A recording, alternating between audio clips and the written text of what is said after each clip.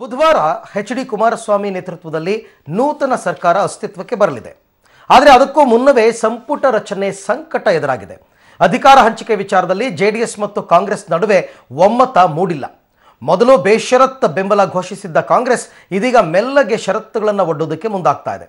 ಏಕಪಕ್ಷೀಯ ತೀರ್ಮಾನಗಳನ್ನು ಕೈಗೊಳ್ಳಬಾರದು ಅಂತ ಹೇಳ್ತಾ ಇದೆ.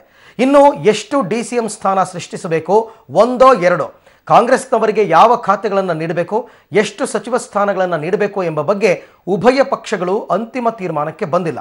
ಇವತ್ತು ಮಧ್ಯಾಹ್ನ ಎಚ್.ಡಿ. ಕುಮಾರಸ್ವಾಮಿ ನವದೆಹಲಿ ತಲುಪಲಿದ್ದು ಸೋನಿಯಾ ಮತ್ತು ರಾಹುಲ್ ಗಾಂಧಿ ಭೇಟಿಯಾಗಿ ಈ ಬಗ್ಗೆ ಚರ್ಚೆ ನಡೆಸಲಿದ್ದಾರೆ. ಜೊತೆಗೆ ಮಾಯಾವತಿ ಸೇರಿದಂತೆ ಹಲವು ನಾಯಕರನ್ನ ಬುಧವಾರ ಪ್ರಮಾಣ ವಚನ ಸಮಾರಂಭಕ್ಕೆ ಬನ್ನಿ ಅಂತ ಆಹ್ವಾನ ನೀಡಿ ಸಂಜೆ ಬೆಂಗಳೂರಿಗೆ ವಾಪಸ್ಸಾಗಲಿದ್ದಾರೆ.